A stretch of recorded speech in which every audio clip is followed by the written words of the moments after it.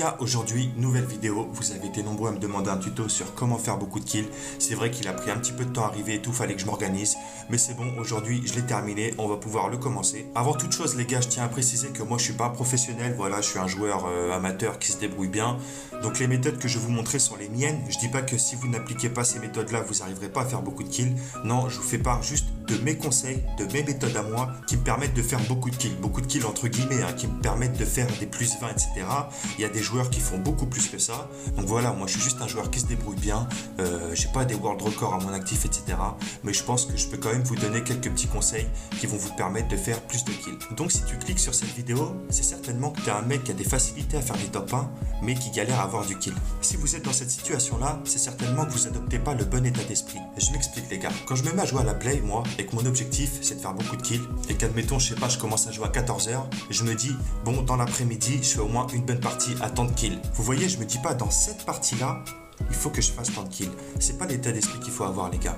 Parce que quand vous faites ça, vous assurez trop le top 1. Vous voulez faire beaucoup de kills, mais dans votre tête vous êtes là, oui mais faut que je gagne, faut que je gagne, faut que je gagne. Non, c'est pas ça qu'il faut faire les gars. Tout simplement parce que pour réussir une bonne partie avec de nombreux kills, ce qu'il faut faire c'est prendre des risques. Il faut pas jouer passif, il faut être agressif. Et ça je pense que c'est le problème de pas mal d'entre vous. Vous voulez faire beaucoup de kills, mais vous êtes trop passif.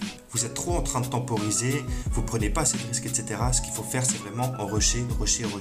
Surtout en début de partie. Parce que c'est le moment de la partie où vous avez le plus de chances de faire beaucoup de kills en très peu de temps. Mais c'est aussi le moment de la partie où vous avez le plus de chances de mourir. Mais c'est pas grave, vous relancez, vous remourrez, vous relancez. Et à un moment ou à un autre, vous finirez par sortir de l'endroit où vous avez spawn avec un certain nombre de kills. On va justement parler des principaux spawns que je vous conseille. Les spawns les plus fréquentés selon moi. Donc évidemment les gars, vous le connaissez tous. Le spawn principal, ça va être Tilted. C'est vraiment le spawn le plus fiable et c'est vraiment l'endroit dans lequel vous avez le plus de chances de croiser beaucoup de monde. Il y a aussi un nouveau spawn qui est intéressant. Depuis la mise à jour où la météorite s'est crashée, ça va être Dusty Depot. Alors je sais que les premières heures et les premiers jours, il y avait vraiment énormément de monde qui spawnait à cet endroit-là. Voilà, c'était un petit peu la hype du moment. Mais c'est un spawn qui reste quand même plus aléatoire comparé à Tilted et qui est un petit peu moins fiable. Donc ça, c'est vraiment les deux spawns principaux, même si Tilted Towers reste le spawn numéro 1. Il y a aussi 3 autres endroits, les gars, dans lesquels vous pouvez aller. C'est des spawns que je qualifierais de spawns secondaires, mais dans lesquels il est tout à fait possible de faire de bons débuts de partie. Ça va être Greasy Groove, Retairo et Pleasant Park. Donc ça c'est des spawns qui sont aussi pas mal fréquentés mais qui restent quand même assez aléatoires. Donc je vous conseille les gars, avant toute chose, avant de sauter du bus, pensez à regarder derrière vous, comme je suis en train de le faire là dans l'extrait, tout simplement pour vérifier la quantité de personnes qui sautent à cet endroit-là. Si je vois une foule de joueurs qui sautent au-dessus de Pleasant, et ben je vais spawn Pleasant les gars. Ça augmentera tout simplement mes chances de faire beaucoup de kills au début de partie. Et c'est la même chose pour les autres spawns que j'ai cités. Donc ça c'est important les gars, avant de sauter tête baissée, pensez à regarder derrière vous qu'il y ait suffisamment de monde qui saute à l'endroit où vous voulez aller, et ensuite vous pouvez sauter du bus. Une fois qu'on a fait ça, admettons que j'ai choisi de spawn à Tilted, je vais aller choisir un toit de maison. Donc je vais choisir évidemment le toit de maison qui m'est le plus favorable, le toit sur lequel je vais avoir la chance d'avoir une arme en premier.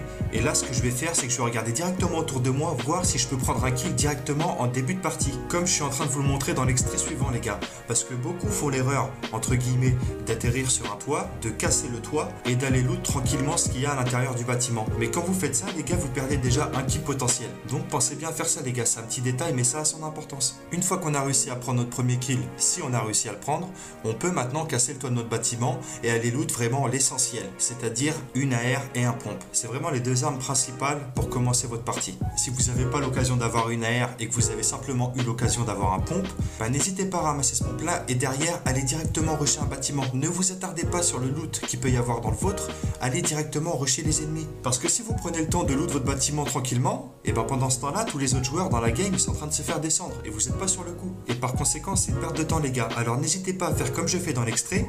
J'ai spawn dans un bâtiment sur Tilted, j'ai ramassé 2 pompes, j'ai eu la chance de tomber sur 2 pompes et je vais directement aller dans le bâtiment d'en face pour chercher évidemment le corps à corps et je vais tout simplement rusher mes ennemis qui eux sont en train de loot tranquillement leur bâtiment et qui vont pas s'attendre à voir un ennemi arriver et je vais pouvoir les tuer assez tranquillement. Enfin assez tranquillement entre guillemets, c'est une prise de risque. Mais je vous l'ai dit les gars, il faut prendre des risques. Là en l'occurrence c'est du solo V-Squad Mais pour le solo, c'est exactement la même manière de faire. C'est tout simplement que pour moi, en solo V-Squad, vous avez plus de chances de faire des kills, tout simplement parce que vos adversaires ne meurent pas directement une fois que vous les tuez. Ils tombent KO. Donc ils ont une seconde chance de revivre, et donc ça me donne une chance à moi de pouvoir les tuer sans forcément me les faire voler par quelqu'un d'autre. C'est pour cette raison qu'en début de partie, quand vous êtes en solo V-Squad, les joueurs tombent beaucoup moins vite que si vous étiez en solo normal. Alors attention les gars, je dis pas qu'en solo simple, c'est pas possible de faire beaucoup de kills, c'est largement possible, mais pour moi il faut vraiment minimiser la perte de temps en solo encore plus qu'en solo V-Squad. Tout simplement parce que les joueurs dans la partie meurent beaucoup plus rapidement. Donc si vous êtes un joueur qui a des facilités à gérer des situations de 1v3, 1v4,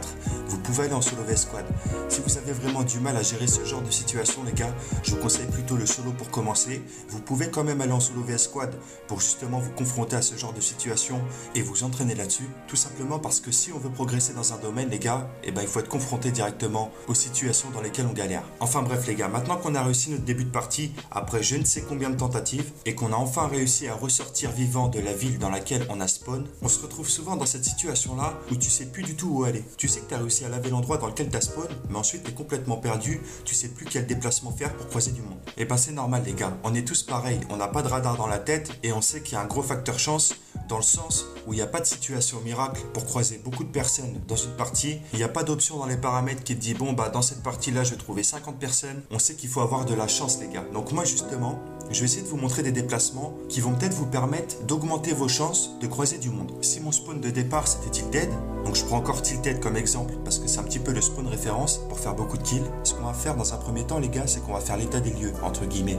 En gros on va refaire un petit tour dans notre ville, on va voir qu'il n'y a vraiment plus personne et ensuite on va pouvoir se diriger ailleurs. Une fois qu'on a fait l'état des lieux les gars, supposons qu'on a spawn à Tilted, je vais pouvoir vous conseiller quelques déplacements. Alors les gars, je tiens à préciser que ces déplacements là sont à prendre avec des pincettes. Il faut savoir que chaque game est différente, aucune partie se ressemble.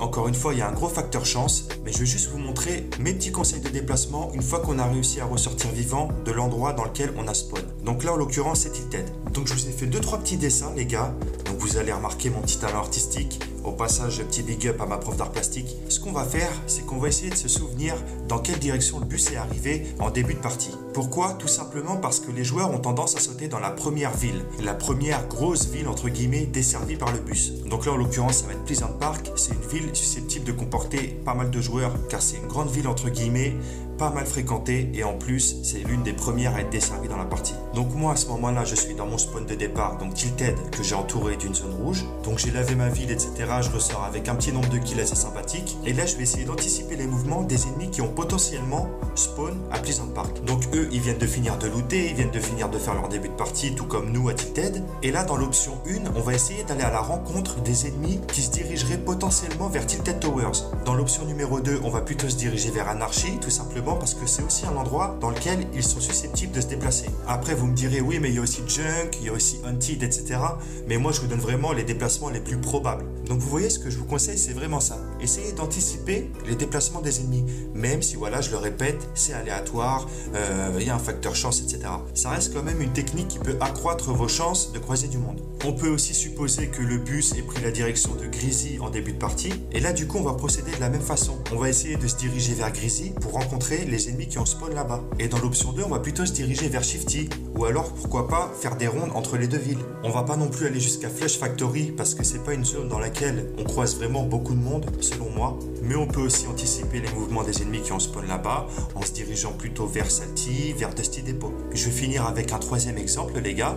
Donc supposons que le bus ait pris la direction de Retairo.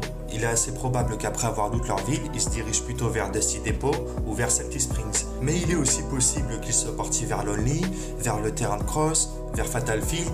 Mais voilà, c'est vraiment pour moi les endroits les plus probables. Et en plus, le déplacement que vous voyez à l'écran, c'est un déplacement que j'affectionne particulièrement parce que je sais qu'à Dusty Devo et à Salty Springs, je risque de croiser du monde parce que c'est deux endroits pas mal appréciés de la communauté. Donc voilà les gars, je suis désolé si je me répète, mais je préfère le repréciser encore une fois. C'est des déplacements à prendre avec des pincettes. La zone ne nous permettra pas forcément d'avoir les déplacements que je vous ai montrés, mais si elle vous le permet, n'hésitez pas d'essayer ce que je vous ai montré. C'était vraiment des schémas pour essayer de vous apporter des solutions et aussi vous montrer une façon de voir les choses. Parce qu'à part ça, il n'y a pas de secret. Ce qu'il faut faire, c'est vraiment, comme j'ai dit, ne jamais être passif. toujours être actif les gars, mobile, agressif, toujours à la recherche d'une nouvelle cible. Si vous entendez des tirs les gars, dirigez-vous vers ces tirs. Si vous voyez des rampes qui viennent d'être finies de construire, qui brillent un petit peu, dirigez-vous vers ces rampes. Mais voilà, en gros tout ça pour dire que ça sert à rien de se faire une tour dans la zone. C'est vraiment pas un truc qui vous aidera à faire beaucoup de kills. Voilà les gars, c'est à peu près tout ce que je peux vous dire. J'espère quand même que ça peut vous aider. Après il y a peut-être certains joueurs qui essaient de faire beaucoup de kills mais qui n'ont peut-être pas encore suffisamment de niveau pour le faire.